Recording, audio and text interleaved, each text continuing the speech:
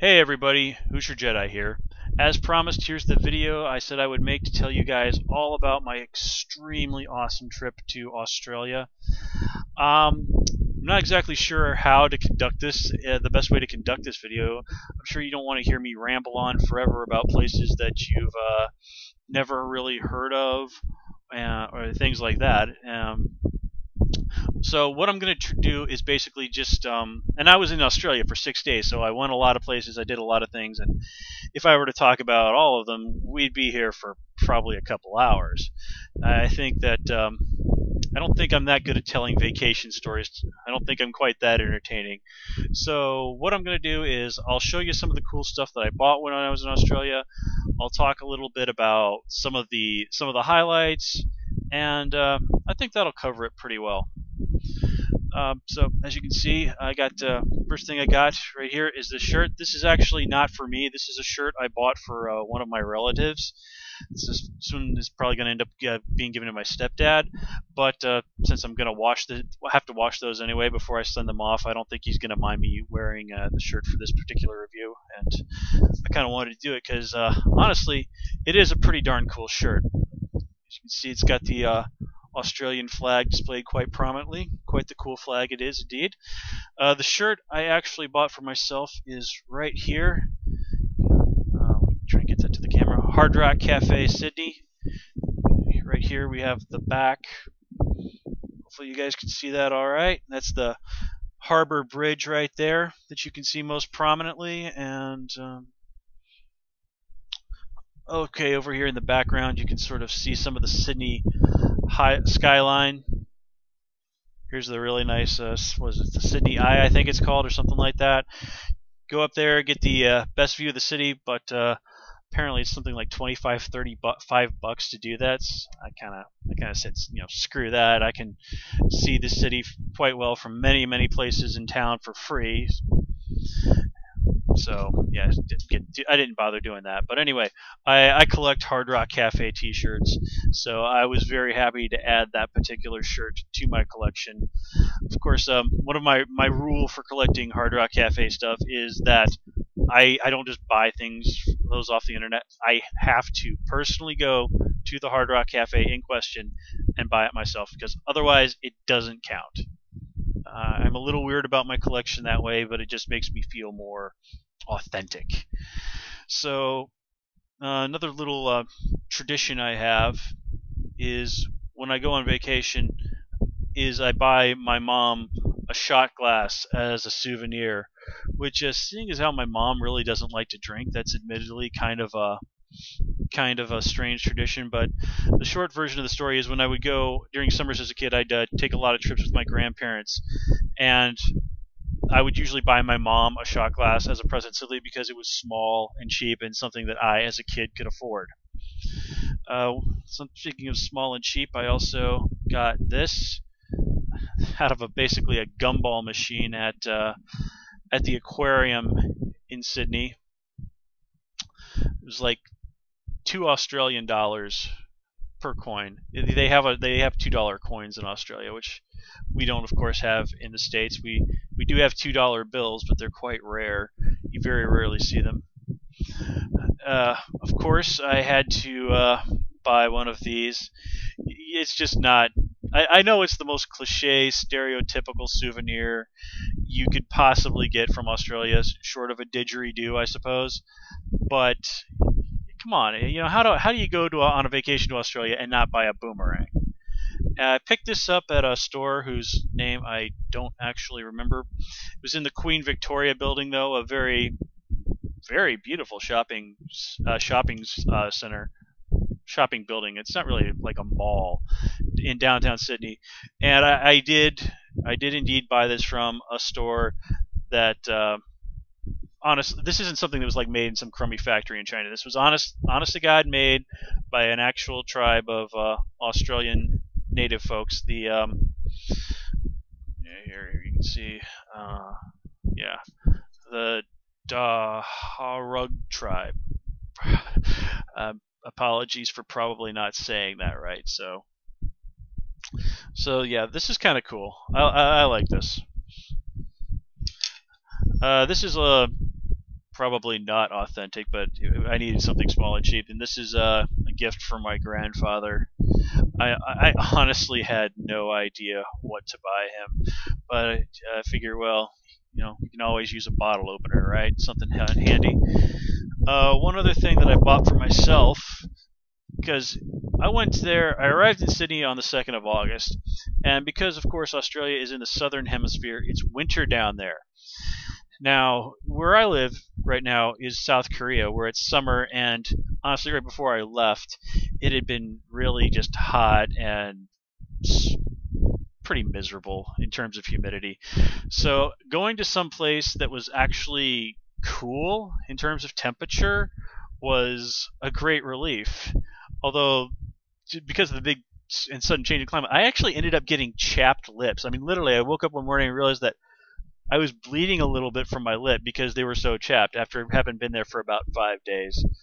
So, honestly, I didn't mind. It was just so nice to be someplace where I wasn't sweating myself to death because, tragically, central air conditioning is the exception, not the norm here in South Korea, and it's certainly not the case in my apartment. I've got to do a real crazy mix of voodoo, of open windows, air conditioners, and my not so great air conditioner, and 2 fans, just to keep myself from boiling alive in my apartment sometimes. But anyway, I picked up this really nice jacket, that really cool insignia on there. I picked this up at the Maritime Museum of Australia in a part of town called Darling Harbour, which I'll tell you a little bit more about later on. And while I was there, I also picked up this really nice hat. So yeah, I was after that I was ready to go in terms of weather in Sydney. So the first day in Sydney, despite things, I didn't actually go and start running immediately to the Opera House. My first day, I didn't get to my hotel until like around noon. So I thought, okay, I'll save the Opera House for tomorrow when I can get there early and do things properly. So that first day, I actually was staying in a place in a part of town called Glebe Point Road, which is right by the University of Sydney. So I thought, well, that's why don't I go check that out? So I actually spent a lot of the time my first day there exploring the area around the university. I went to this really, really awesome university museum on campus called the Nicholson Museum that is just full of all this insanely awesome ancient history stuff, like ancient Greek. They had freaking mummies there. It was so cool. All these like bits of pottery and things like that from ancient Greece. There's some Egyptian stuff there. Well, obviously, I said they had mummies. So yeah, my Lonely Planet guide, yeah, you got to do Australia right? Even said that it's a real treasure trove for ancient history geeks. I'm a big history buff. Ancient history, modern history doesn't really matter to me. I just absolutely love history. So I had a real fun time doing that. While I was actually wandering around, this foreign guy, and I don't mean an Australian guy, I mean some guy from, I could tell by his accent, he was from some place where English is not the native language. I think he might have been Indonesian. He actually comes up and asks me for directions, and before that I was actually kind of having fun, just sort of wandering around, probably just being mistaken for another student. College campuses usually don't have tourists wandering around there, and I didn't really want to cop to the fact that I was just a tourist going around gawking. But the guy asked me for directions to a couple of places, and I had to be honest with him. I didn't know where they were, and he ended up saying to me, "Oh, so you don't know where anything is?" And then he just kind of walked off, and I just felt really bad. It's like oh man, I hope he didn't think I was not answering his questions because I was trying to be a jerk, or heaven forbid that he thought I was a racist. It's just I honestly didn't know where things were, and I was just too embarrassed to admit that I was a tourist. So yeah, that was kind of an embarrassing situation there. But anyway, the University of Sydney is really pretty kick-ass place. A lot nicer than the university that I went to, but I just went to OK State College. Forgive me if I prefer not to mention which one. I just don't like to share a lot of personal details about myself online for obvious reasons. So anyway, my second day out, I did for sure go into the Opera House was the plan. I decided though that I was going to start going around downtown, seeing some stuff there, and then sort of hit the Opera House in the latter part of the day. Well, I started going around exploring, and just to show you how big of a geek I am, one of the first places I actually went was King's Comics, which is, as best I can tell, regarded as one of the top comic book shops in Sydney. So, and it is. It's a really kick-ass comic book shop. So I spent some time hanging around there. I bought some comics, stuffed them in my bag, and actually, the next place on my list was Sydney Town Hall. Before I left, I had gotten to talking with this Australian guy that lives here in Korea, and he advised me that it was one of the places to see. That it was a really nice place to see, and it is. It's a really very well designed, 19th century style building. Looks really cool. And when you go inside, I was just absolutely blown away because now remember, this is basically City Hall for Sydney from the old days. And if you've ever been inside a government office, I mean, they usually look nice, but they're not the most architecturally exciting places in the world. Well, Sydney Town Hall is a very big exception to that. It literally looks like parts of it look like a cool old-timey building, just like you'd expect. The other parts of it, and I kid you not, I am not exaggerating, look like a cathedral. And to play that up, they actually have a pipe organ in Sydney Town Hall. I literally stood there for like 5 minutes watching some guy practice playing the organ in Sydney Town Hall. The sign said that they were tuning it. I even recorded some of that on my camera. Unfortunately, my camera is really garbage at filming or taking pictures of any place that's dark or doesn't really have that great a light. So the video is not terribly good. I still haven't decided if I'm going to put that up on YouTube. If you've been watching my channel, you've seen that I have indeed posted a few short videos from my trip to Australia. I still have a few left sitting on my iPad that I haven't gotten around to uploading. I'm going to try and do that today. Today is my get stuff done day. That includes making some videos. So after I did that, I took my comics and grabbed a seat on a bench outside and sat around reading some Star Wars, Knights of the Old Republic War. That's the name of a comic miniseries that just came out.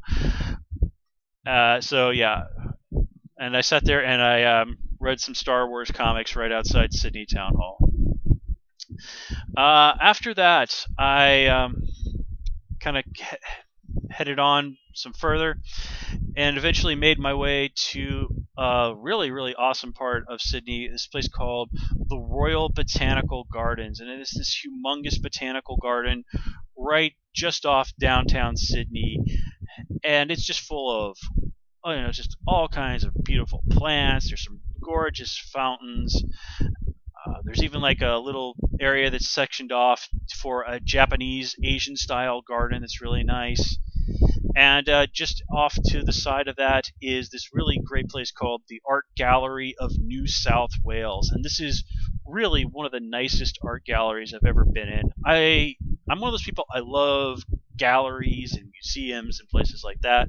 I spent a load of my time in Sydney visiting museums and galleries and just having a great time doing that. So I hung out there in the gallery for a pretty good long while. Took a lot of pictures of some of the really beautiful paintings there. Later on, I'm going to go hunt around online. I'm sure I can find images of most of them somewhere online, and that I can grab and sort of add to my private stash of cool pictures that I've accumulated over the years.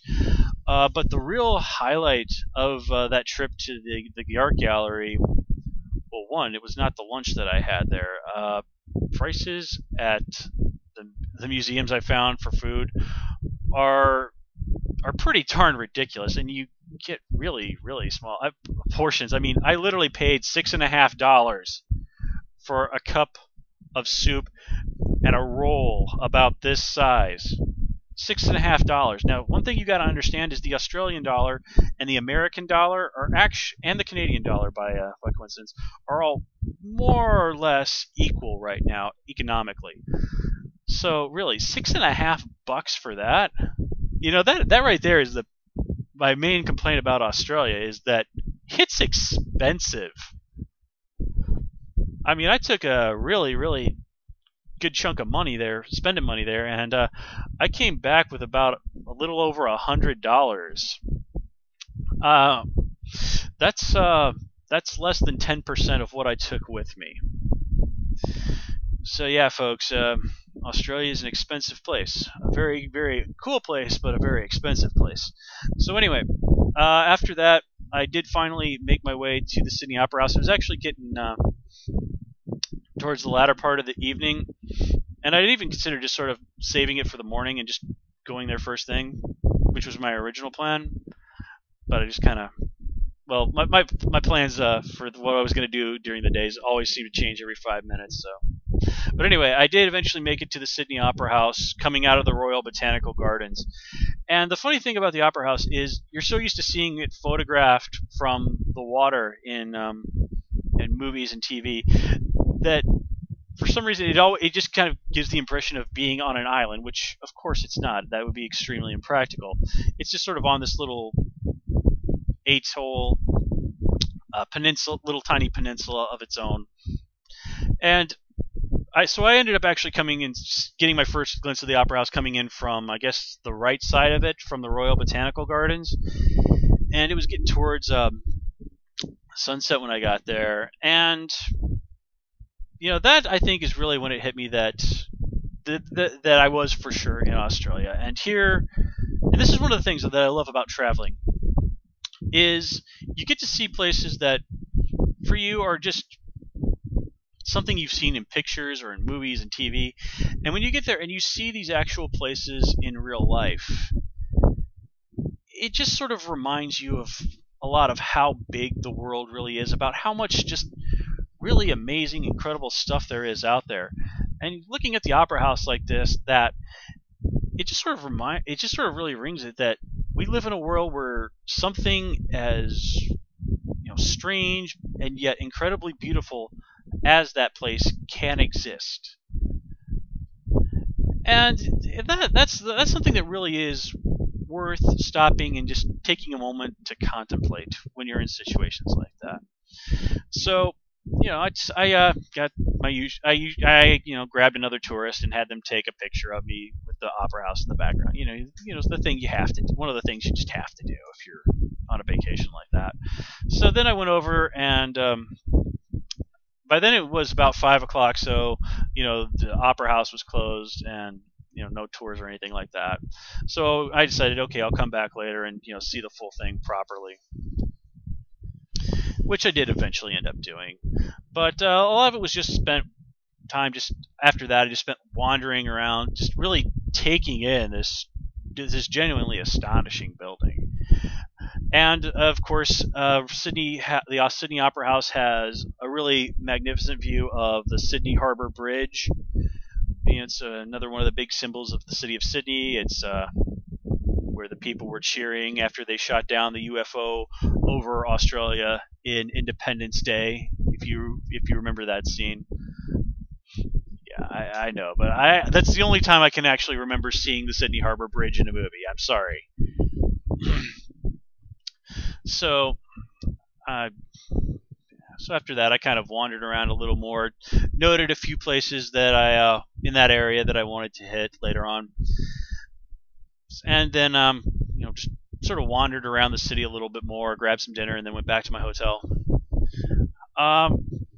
So let's kind of move on. I've been talking for like 20 minutes, so I'm just going to kind of speed things up, tell you a little bit more about some of the highlights.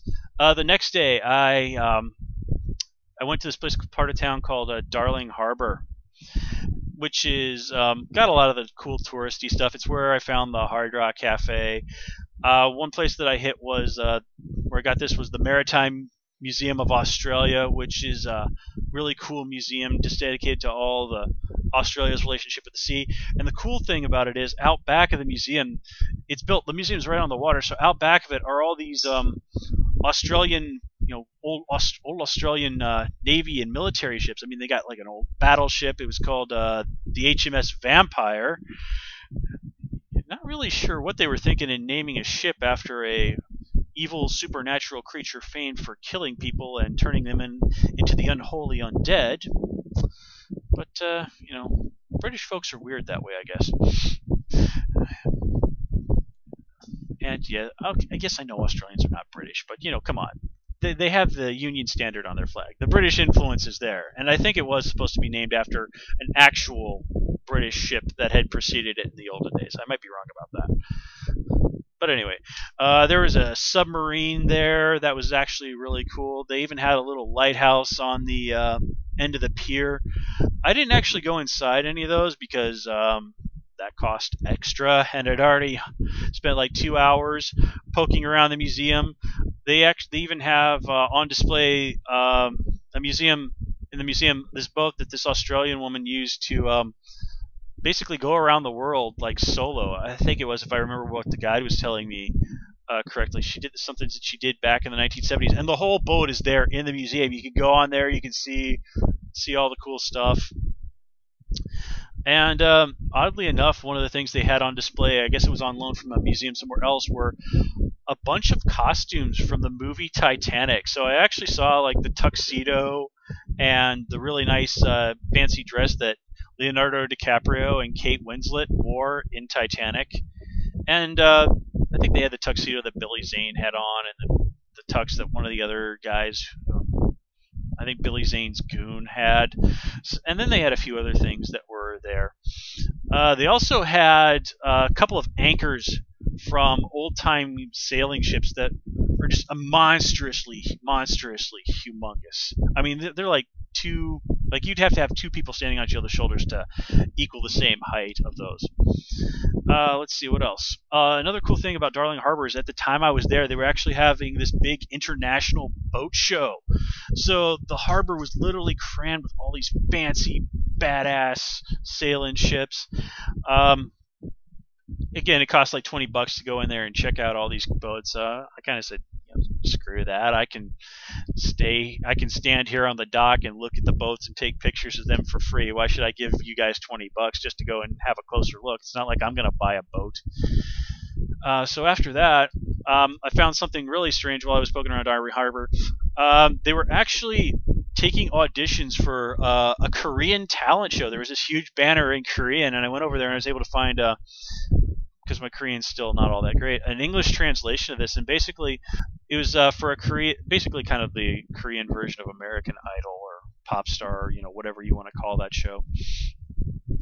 And the rule was you had to be able to sing a song in Korean, which incidentally I can't do. My Korean is not that good, and believe you me, you don't want to hear me sing. I'm really horrible at it.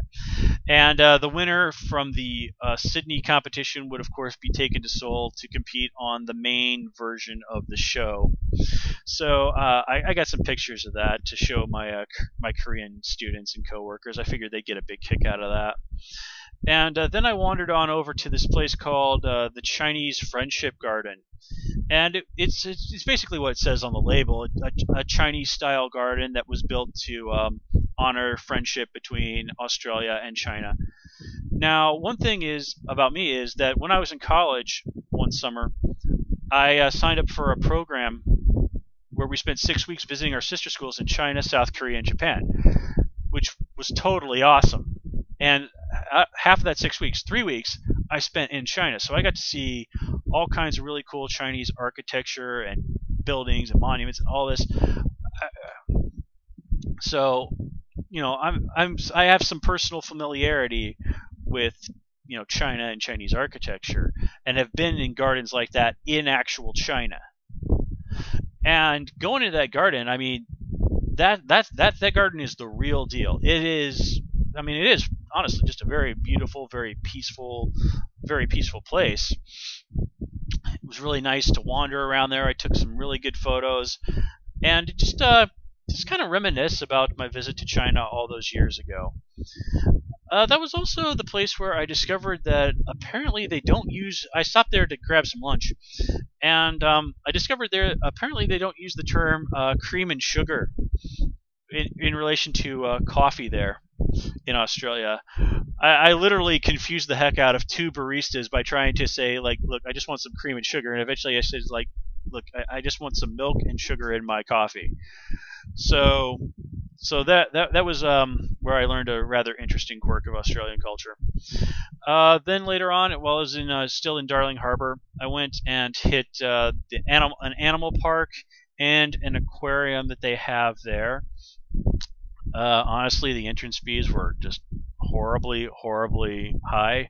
It cost me $55 to get into both of them. I mean, seriously, $55? But anyway, can't really go on a trip to Australia without seeing a kangaroo and a koala, right? If you've been following my channel, you can see the video I took of some koalas having dinner. So I got to go in there, and I wasn't so wowed by the aquarium. It was all right. The animal park though was actually quite cool. I got to see a whole horde of just animals I'd never even heard of. I should have probably written some of those down, but they have some crazy bird that's like the second largest bird in the world. I'm assuming the first being the ostrich. Big black thing with a colorful blue face and a little red wobble. It sort of looks like a big giant evil version of a turkey. And of course we saw kangaroos and wallabies, and I think they're called rock wallabies.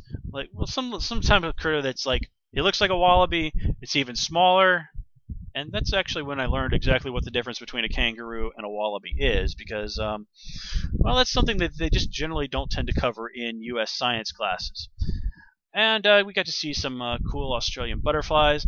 And one thing that was really interesting that I saw, this was actually at the aquarium, is that they had a cutaway of the tank where they keep some of the crocodiles.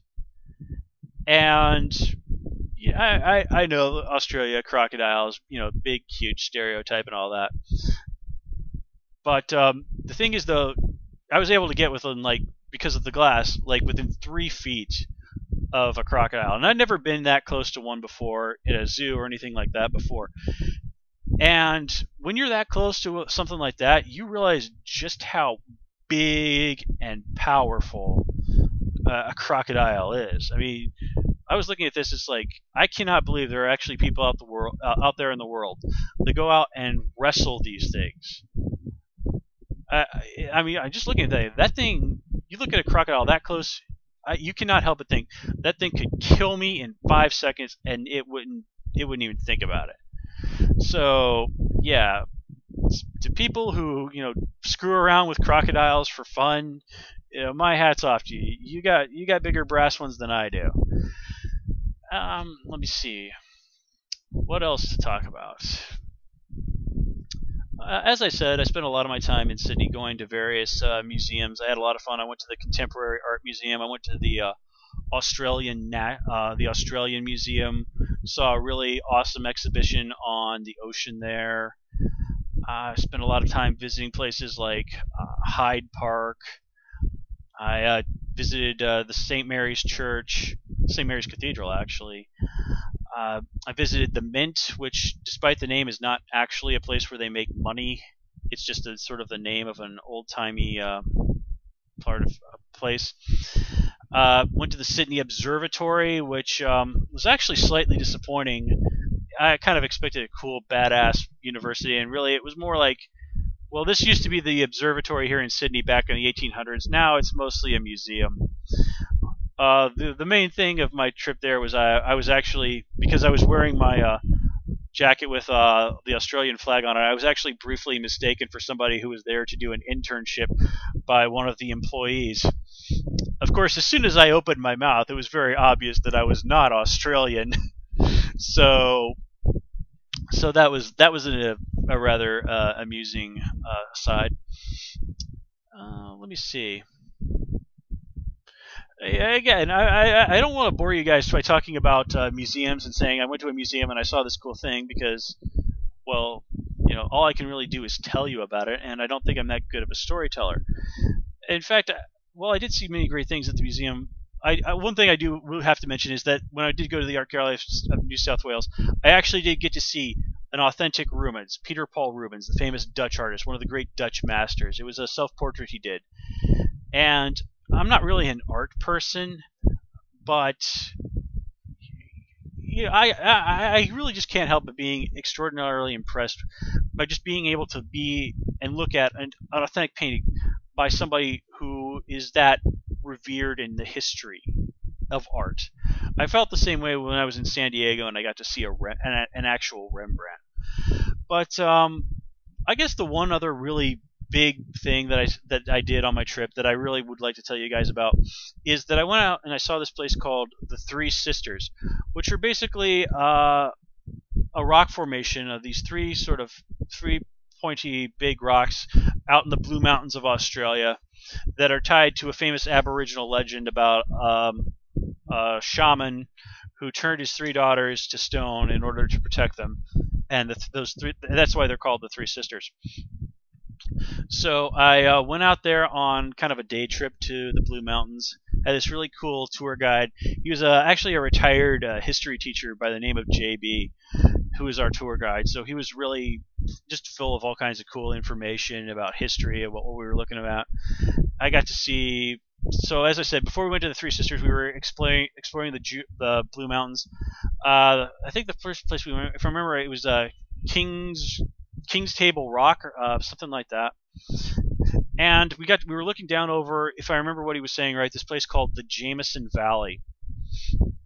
And while we were going there, he was talking a lot about the first Europeans from the military and the prisoners who really did the first exploration by Europeans of Australia. And when we got up there, we was looking down at this place called the Jameson Valley. And folks, the only thing that I can really compare that to is the time that I happened to go to the Grand Canyon. And looking at places like that, it just reminds you of how big the world is. And just the incredible determination and resourcefulness and bravery of people who were exploring these places must have had. Because as we all know, Australia is home to, and this is not a joke, this is like statistically, more horribly poisonous animals than anywhere else in the world. And there's a reason why Australian folks call the more wild parts of their country the bush. And I was looking out there, standing on the top of this rock, looking out over this huge place that just leads into the greater interior of Australia. And it's not like the deserts out in Arizona and the southwestern parts of America. This is, I mean, there's a reason it's called the bush, because there's these thick, tough, scraggly bushes everywhere, and these things just go on for miles and miles. The guy JB was telling us all about how they would literally have to go and just hack away through all of this, and do that for hours, and only then could they actually bring their horses through.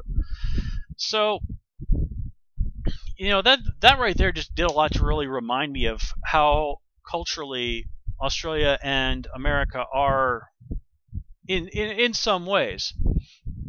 But I'll talk a little bit more about that in a minute. But anyway, back to the Blue Mountains.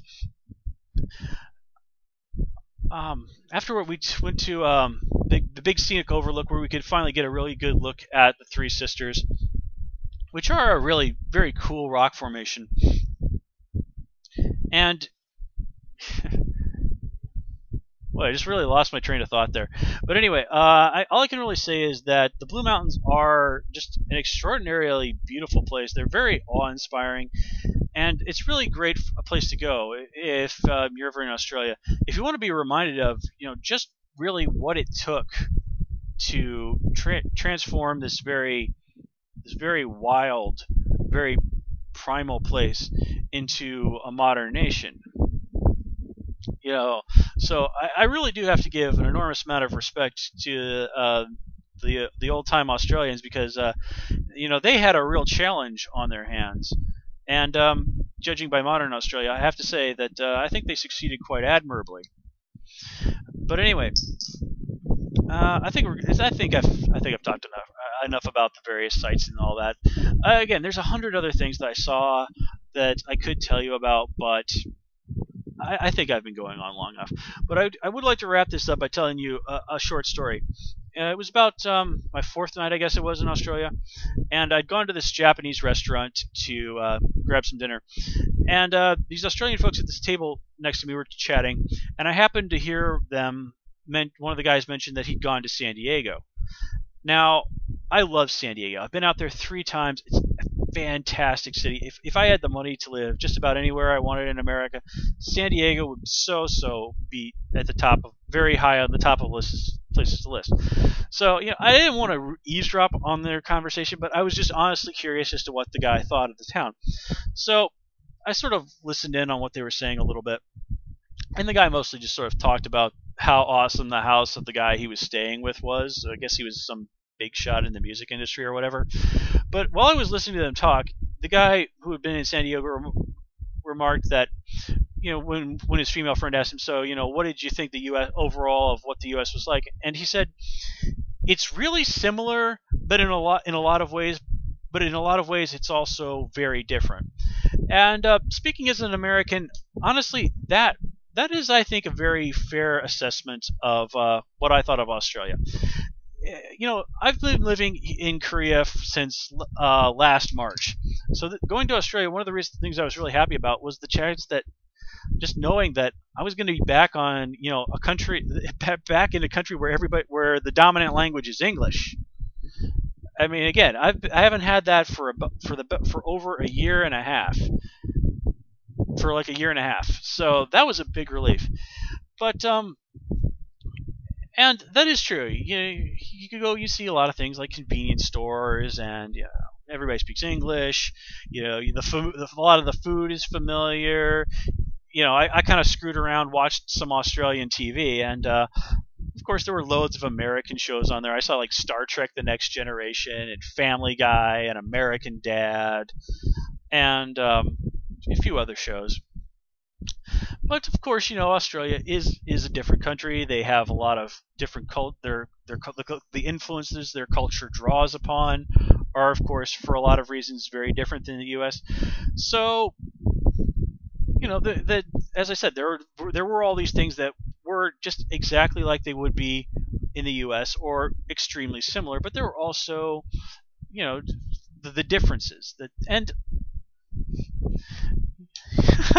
of course, I sit down and I try and actually think of what some of those differences are, and of course, my mind goes completely blank because that makes me look foolish in front of all of you guys. So, of course, my brain isn't going to pass up that opportunity. But you know what? Maybe that's for the best. Ultimately, though, it's not really the differences that matter. The differences are what keep things interesting, and the similarities are what makes it comfortable. I think I've made my point in an extraordinarily poor fashion. But anyway, my point is that, Australia does have a lot of things that are either exactly or very similar to how things were in the U.S. And, having been in a foreign country for so long as I have been, I found that enormously comforting. It just made it so much easier to relax and just enjoy things that I couldn't do in Korea. But it was also different enough that I was always seeing things that were just slightly different than what I was used to, and that really did the job of helping to keep things interesting. And I have probably made that point for about the 5th time now. So anyway, I definitely think I have lost all ability to be coherent at this point, so I think it's time to wrap this up.